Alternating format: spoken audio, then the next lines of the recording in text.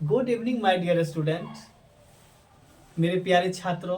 मैं आप लोगों को आज प्यूरिफिकेशन ऑफ ऑर्गेनिक कंपाउंड्स का एक ऐसा मेथड मैं आप लोगों को पढ़ाने जा रहा हूं जो सभी मेथड जो हम लोग अभी तक जानते हैं उस मेथड में इसका जो है महत्वपूर्ण स्थान है। यह मेथड कार्बनिक यौगिक के शोधन के लिए सभी मेथड में, सभी विधियों में एक महत्वपूर्ण मेथड है। इस मेथड के द्वारा हम लोग किस तरह के ऑर्गेनिक कंपाउंड्स का हम लोग शोधन करते हैं ये मैं आपको बताऊंगा अगला पॉइंट, और उसके कुछ एग्जांपल्स के बारे में मैं बताऊंगा। फिर मैं आपको बताऊंगा कि डिस्टिलेशन का जो सब मेथड होता है, डिस्टिलेशन मेथड जो है कितने भागों में विभाजित किया गया है, एक एक करके हम लोग उसके बारे में पढ़ेंगे। तो आइए सबसे पहले हम लोग इस मेथड का पहला पॉइंट लिखें जो मैंने अभी बताया है। आप लोग लिखिए, सबसे फर्स्ट पॉइंट लिखना है, this method is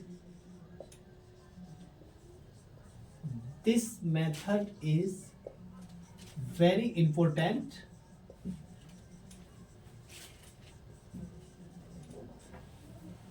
among all the method of purification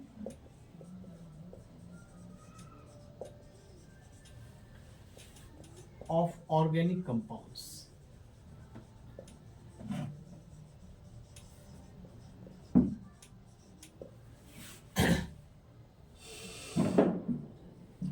इसके बाद आता है कि यह टेक्निक जो है प्यूरिफिकेशन का, यह टेक्निक जो है किस तरह के ऑर्गेनिक कंपाउंड्स के शोधन के लिए हम लोग प्रयोग करते हैं। तो आप लिखेंगे, दिस मेथड और टेक्निक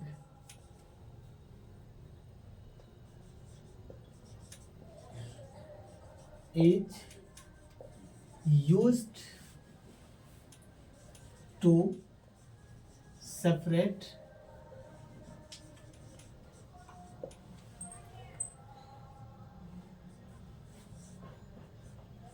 the volatile liquid।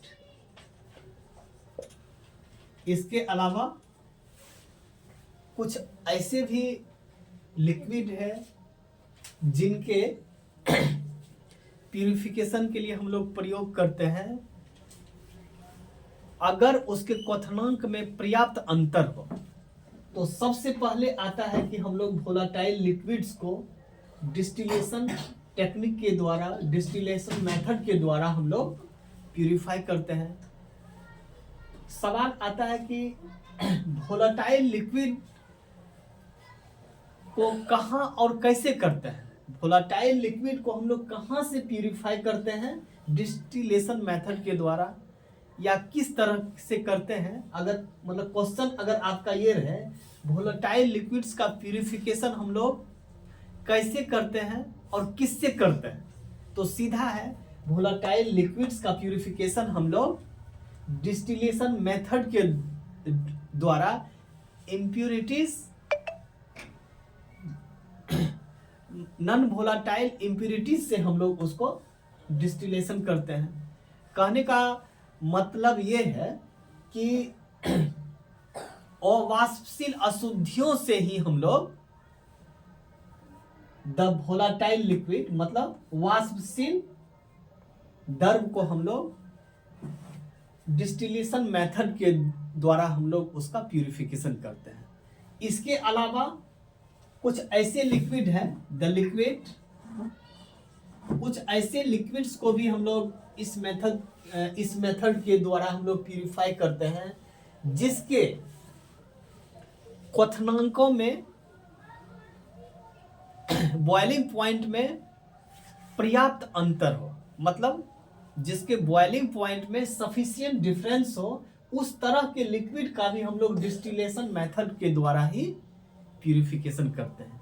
तो दूसरा पॉइंट लिखना है, the liquid having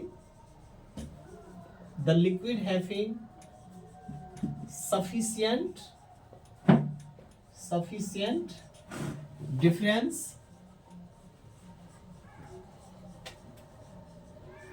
in their BP. ये ब्लड प्रेशर खून वाला नहीं है, ये बीपी जो है ये बॉइलिंग पॉइंट हो गया, जिसको हम लोग क्वथनांक बोलते हैं। क्या हो गया? ये बॉइलिंग पॉइंट हो गया आपको। मतलब ऐसे द्रवों को भी हम लोग इस मेथड के द्वारा प्यूरिफिकेशन के लिए प्रयोग करते हैं, जिसके क्वथनांकों में पर्याप्त अंतर हो। इसका एग्जांपल्स भी मैं बताऊंगा। ऐसा कौन सा लिक्विड्स है जो हम लोग इस मेथड के द्वारा हम लोग उसको प्यूरिफाई करते हैं। तो सबसे पहले हम लोग अगले पॉइंट पे जाएंगे। यह मेथड जो है कितने सब मेथड में इनको डिवाइड किया गया है, और डिवीजन से पहले मैं आपको बता रहा हूं 2 एग्जांपल्स जो इस मेथड के द्वारा हम लोग प्यूरिफाई करेंगे। उसके क्वथनांकों को हम लोग ध्यान में रखेंगे। सबसे पहला एग्जांपल से इसका, फॉर एग्जांपल्स एक हो गया आपको क्लोरोफॉर्म, दूसरा हो गया आपको एनिलीन। ठीक है, अब आपको जानना है कि इसका बॉइलिंग पॉइंट कितना है।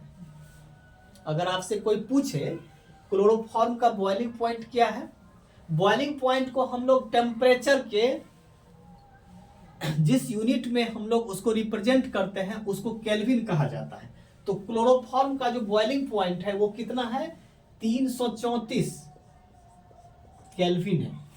इस टेम्परेचर पे क्लोरोफॉर्म जो है बिल्कुल, अगर हम लोग हीट करते हैं तो उनका वेपर जो है इस टेम्परेचर पे बनता है, और जब वेपर बनने के बाद जब वो ठंडा होता है तो हम लोग मतलब कंडेंस होने के बाद उसको हम लोग इस टेम्परेचर के बाद उसको द्रव के रूप में हम लोग प्राप्त करते हैं।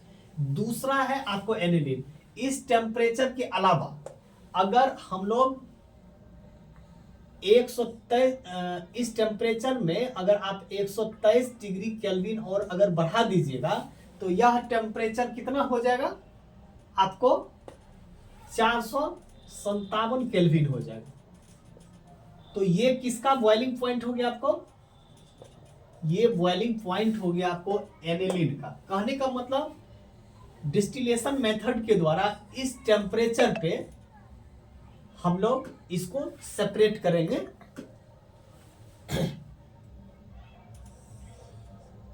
ये बॉइलिंग पॉइंट हो गया इसका क्लोरोफॉर्म का, और इससे अगर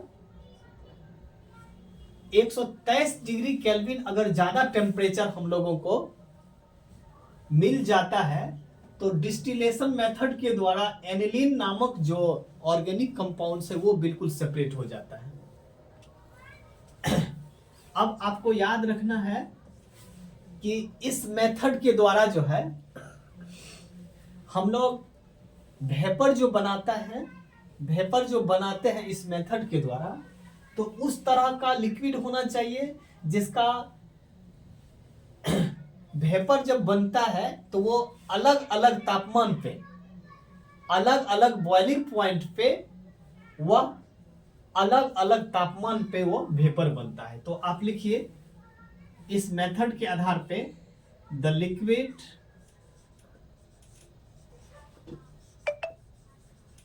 having different boiling point,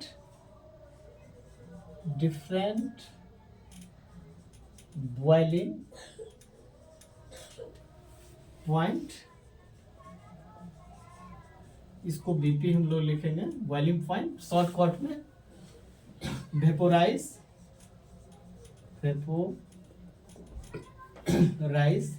at different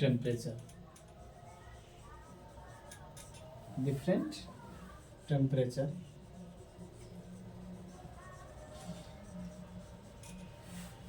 कहने का मतलब ये है कि इस मेथड में जो लिक्विड है, ऐसे द्रव हैं जो अलग अलग क्वथनांकों पे, ठीक है, अलग अलग ताप पे वह जो है वेपोराइज होता है। अब हम लोग इसके कुछ ऐसे मेथड के बारे में, सब मेथड के बारे में पढ़ेंगे, इसके टाइप, जिसके द्वारा अलग अलग कैरेक्टरिस्टिक्स, अलग अलग फीचर्स के ऑर्गेनिक कंपाउंड का हम लोग प्यूरिफिकेशन करते हैं, शोधन करते हैं। तो सबसे पहले सवाल आता है डिस्टिलेशन कितने प्रकार के होते हैं, तो उनके टाइप्स मैं आपको बता रहा हूं।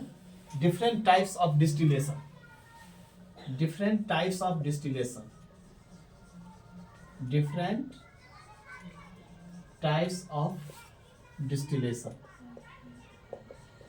अगर आपको अगर डिस्टिलेशन का कितना रूल्स टाइप है, कितने प्रकार है, तो आपका जवाब आपके बुक्स के अकॉर्डिंग आना चाहिए 4। तो सबसे पहले क्या है, सिंपल डिस्टिलेशन।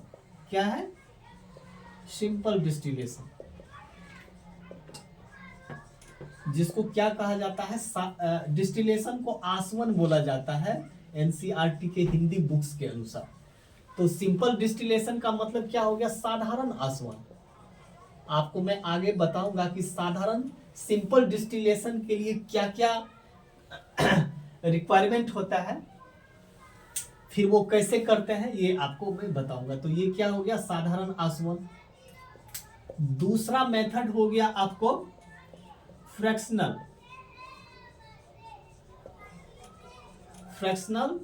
डिस्टिलेशन।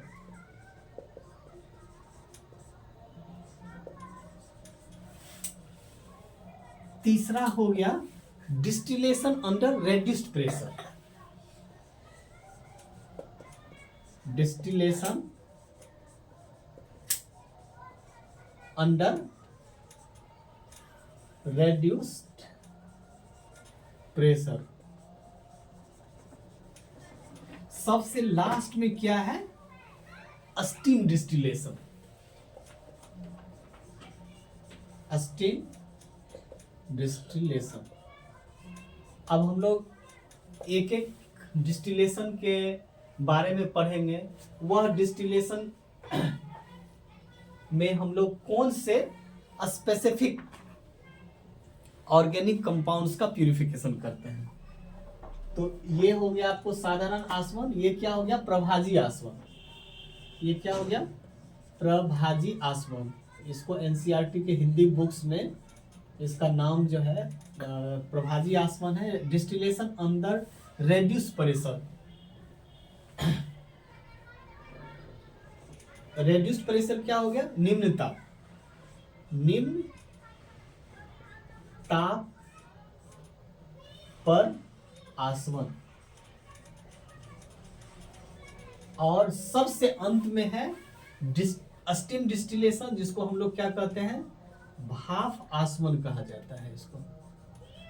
तो आइए सबसे पहले अब हम लोग पढ़ते हैं सिंपल डिस्टिलेशंस के बारे में। सिंपल डिस्टिलेशंस के लिए किन किन चीजों की जरूरत होती है करने के लिए, इसके लिए कुछ डायग्राम मैं आपको बताऊंगा। मेरा डायग्राम अच्छा से बन नहीं पाता है, फिर भी मैं आपको बिना डायग्राम अच्छा बनाते हुए कोशिश करूंगा कि इतना अच्छा से मैं बताऊं ताकि आपको डायग्राम को देखते ही आपको समझ में आएगा।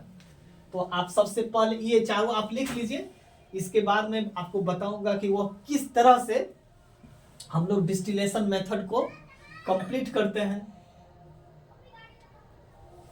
ये लिख लिए हैं तो मैं इसको मिटा देता हूं। और सिंपल डिस्टिलेशन के लिए आपको क्या क्या चाहिए वो मैं आपको सबसे पहले बता रहा हूं। सिंपल डिस्टिलेशन के लिए जो है हमको सबसे पहले चाहिए, जिसका हम लोग डिस्टिलेशन करेंगे, मतलब जिसका हम लोग प्यूरिफिकेशन करेंगे इस मेथड के द्वारा, वो मटेरियल चाहिए जिसको हम लोग क्या कहते हैं, द लिक्विड मिक्सचर चाहिए।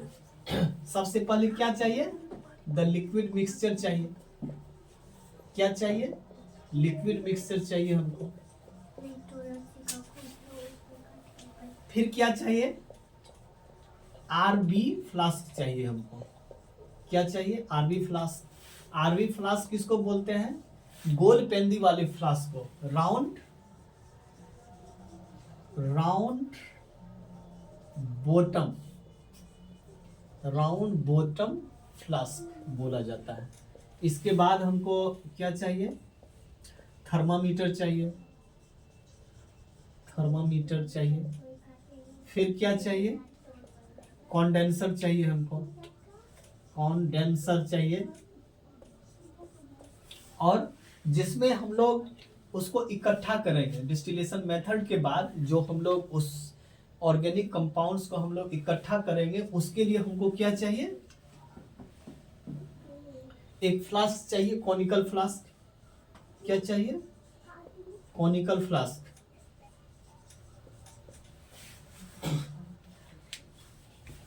ये इतना रिक्वायरमेंट है। अब आप अगला पॉइंट लिखिए इस मेथड का, कैसे करते हैं हम लोग इसको। तो आप लिखेंगे, सबसे पहले क्या करते हैं हम लोग, उसको लेंगे राउंड बॉटम फ्लास्क में, तो लिखेंगे द लिक्विड मिक्सचर। सबसे उसके हम लोग क्या करेंगे, ये आपको स्टेप बाय स्टेप प्रोसेस में बता रहा हूँ, step by step process, step by step process में बता रहा हूँ। सबसे पहला स्टेप क्या है, द लिक्विड मिक्सचर हम लोग